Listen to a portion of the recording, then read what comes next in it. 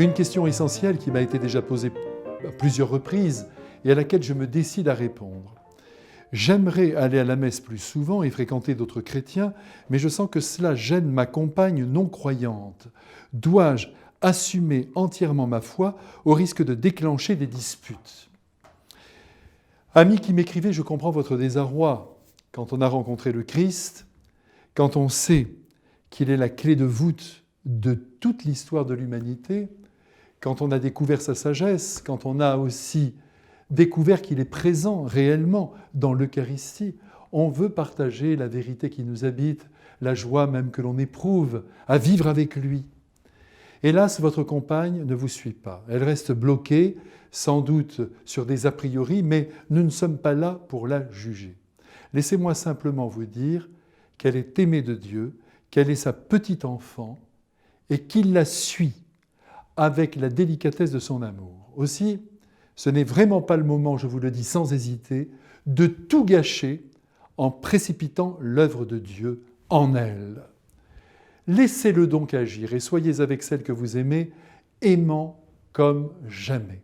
Il faut qu'elle découvre que plus vous aimez Dieu, plus vous l'aimez. Plus vous êtes tendre avec elle, plus vous voulez la combler. Ce n'est pas là une technique pour la mettre dans les bras de Dieu. Il n'y a rien de démagogique dans cette démarche.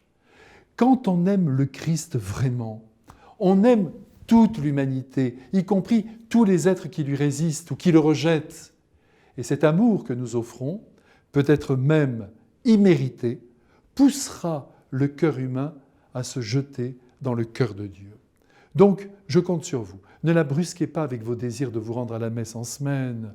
Allez-y le dimanche et ne parlez pas de Dieu toute la journée. Vivez avec Jésus au plus secret de votre cœur. Les plus beaux, les plus belles amours sont toujours secrètes. Et rappelez-vous que toute la loi et les prophètes sont résumés dans le double commandement de l'amour, aimer Dieu, et cela c'est toujours possible sur chaque seconde qui passe, et aimer son prochain, alors là c'est plus difficile, mais c'est ce que Dieu attend.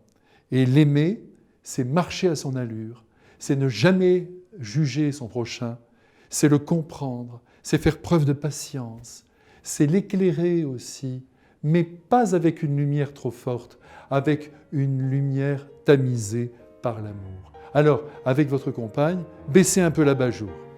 À bientôt.